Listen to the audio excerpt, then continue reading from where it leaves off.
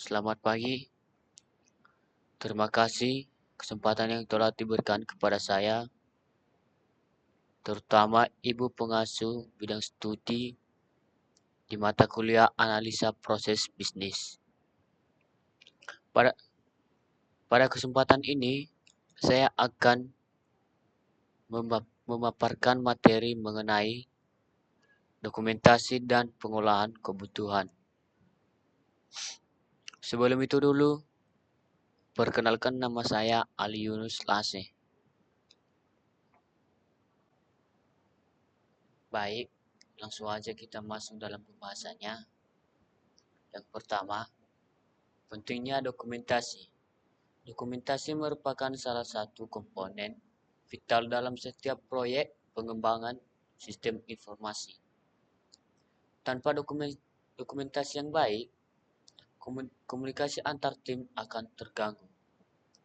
Proses kerja menjadi tidak terstruktur dan hasil akhir sistem berisiko tidak sesuai dengan kebutuhan pengguna.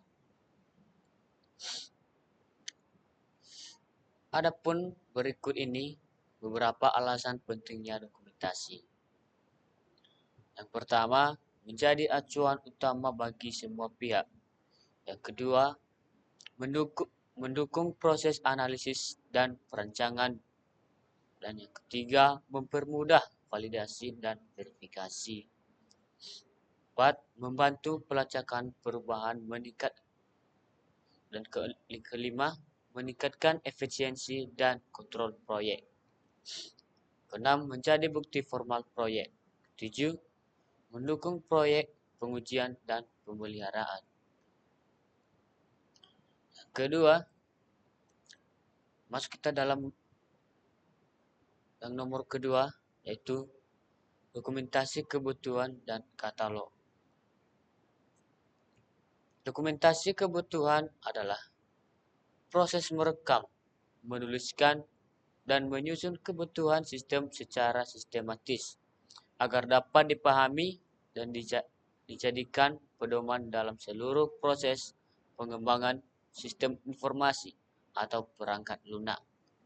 Contohnya sekarang yang sedang kita lakukan, kita berbicara sambil merekam layar.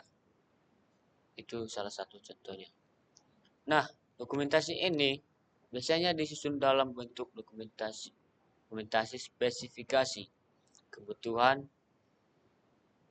atau software, requirements atau specification yang memuat seluruh kebutuhan fungsional dan non-fungsional dari sistem. Dalam isi umum kebutuhan dokumentasi, yang pertama ada pendahuluan, latar belakang, tujuan, ruang lingkup proyek. Yang kedua, deskripsi umum, gambaran umum sistem yang akan dikembangkan. Ketiga, kebutuhan fungsional, fitur atau layanan yang harus disediakan oleh sistem. Yang keempat, kebutuhan non-fungsional, yang dimana batasan sistem seperti performa, keamanan, dan ketersediaan. Kelima, antarmuka sistem, yang dimana antarmuka sistem ini penjelasan tentang hubungan sistem dengan pengguna atau sistem yang lainnya. Dan terakhir, keenam, model proses dan use case, yang dimana diagram dan narasi alur pengguna sistem. Nomor 3. Format dokumentasi kebutuhan. Format dokumentasi kebutuhan umumnya meliputi yang pertama, nama kebutuhan, deskripsi singkat, prioritas, sumber kebutuhan atau stakeholder, dan yang terakhir status atau baru, disetujui, diubah, dan ditolak. Dokumen ini bersifat dinamis dan harus diperbarui seiring berjalannya proyek. Keempat, pengelolaan kebutuhan. Pengelolaan kebutuhan adalah proses sistematis untuk mengatur, memantau, dan mengendalikan kebutuhan sistem atau perangkat lunak sepanjang siklus hidup proyek, mulai dari pengumpulan hingga implementasi dan pemeliharaan. Proses ini memastikan bahwa pengelolaan kebutuhan yang pertama dikumpulkan dengan benar, diketahui semua pihak yang terlibat, diprioritaskan dan dipantau, dan dapat diubah jika diperlukan dengan persetujuan yang sesuai. Yang kelima, tahapan pengelolaan kebutuhan.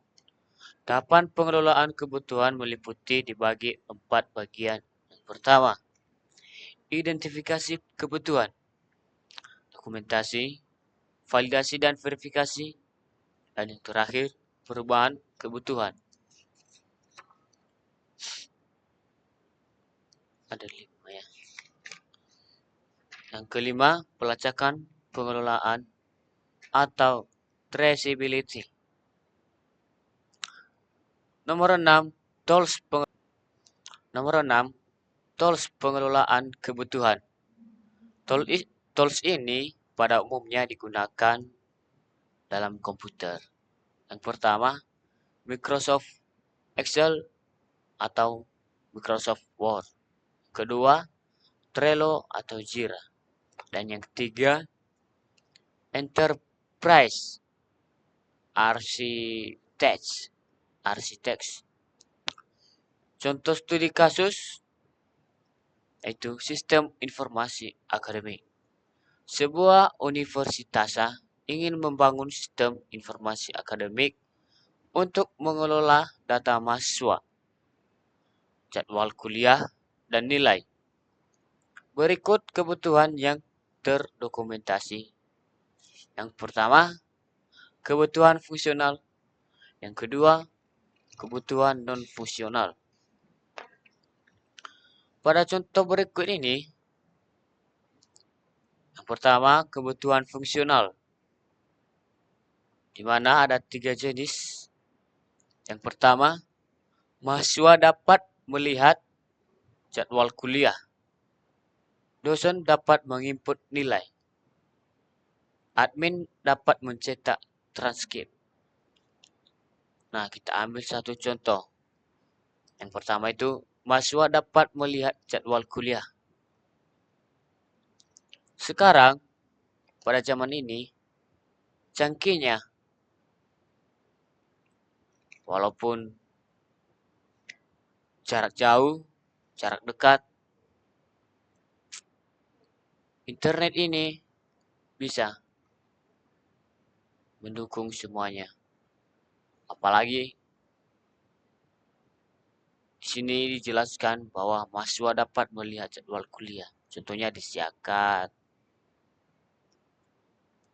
Dan yang kedua, dosen dapat menginput nilai. Nah, dosen menginput data nilai siswa ini, mahasiswa. Ketika mahasiswa sudah melakukan. Dan yang kedua, kebutuhan non-fungsional. Ada 2 jenis. Yang pertama, sistem harus dapat diakses 24 jam. Yang kedua, data harus terenkripsi. Analisis dengan dokumentasi kebutuhan yang lengkap, proses pengembangan menjadi lebih terarah. Tim pengembang dapat bekerja berdasarkan. Demikian presentasi saya pada hari ini. Saya akan berterima kasih kepada Ibu dosen pengampu bidang studi analisa proses bisnis. Jika ada kata atau salah yang saya ucapkan, itu semua karena banyak kekurangan. Bye-bye, sampai jumpa.